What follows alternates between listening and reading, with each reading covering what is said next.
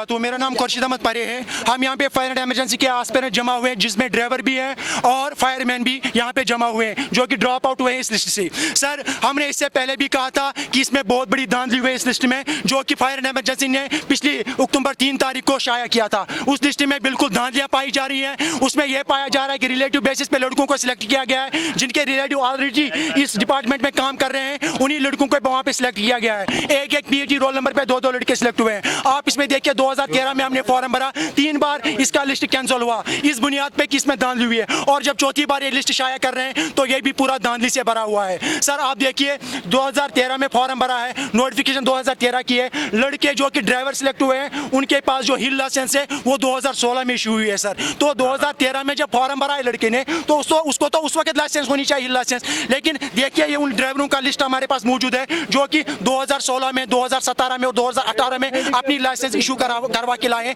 ARTO दफ्तर से। हमने वहाँ पे RTI भी किया है और पूरी जानकारी हमारे पास मौजूद है।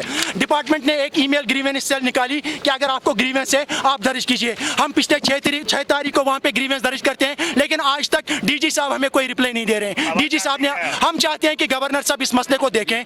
हम उनको टाइम देते हैं सैटरडे तक, संडे तक। अगर हमारा मसला हल नहीं हुआ, अगर ये लिस्ट कलमदम नहीं हुआ, तो हम मंडे से हंगर स्ट्राइक पे जाने के लिए तैयार हैं।